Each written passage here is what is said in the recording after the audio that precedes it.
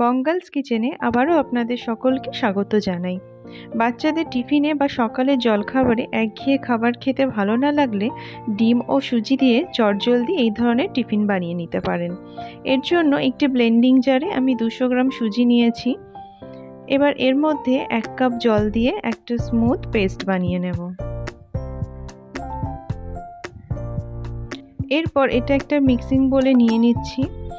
এবার এর মধ্যে দিয়ে দিচ্ছি হাফ চা চামচ গোলমরিচ গুঁড়ো, কিছুটা গাজর কুচি, একটা ছোট পেঁয়াজ কুচিয়ে রেখেছিলাম সেটা দিয়ে দিলাম টমেটো কুচি এবং কিছুটা ধনেপাতা কুচি। সবজিটা অবশ্যই আপনারা নিজেদের পছন্দ মতো দিতে পারেন। এবার সব কিছুই ভালো মতো মিশিয়ে নিয়েছি। ভালো মতো মেশানো হয়ে গেলে এর মধ্যে দিয়ে দিলাম স্বাদ মতো নুন এবং একটা ডিম। আবারও সব কিছু আমি ভালো মতো মিশিয়ে নেব। এবার 10 মিনিট এটা রেখে দেব।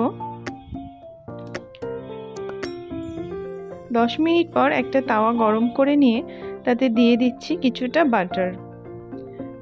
বাটার ব্যবহার করতে না চাইলে আপনারা সাদা তেলও ব্যবহার করতে পারেন।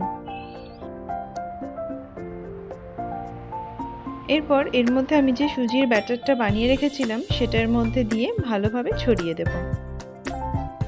এবার মাঝারি আঁচে এটা ততক্ষণ পর্যন্ত রান্না করব যতক্ষণ না ওপর থেকে একটু শুকিয়ে আসে। দেখুন ওপর থেকে শুকিয়ে এসেছে। এবার এটা আমি উল্টে দিচ্ছি।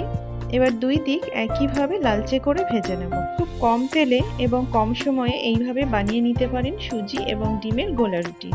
আমার এই রেসিপি আপনাদের কেমন লাগলো অবশ্যই জানাবেন। যদি ভালো লাগে আমার চ্যানেলকে সাবস্ক্রাইব করতে ভুলবেন না। ধন্যবাদ।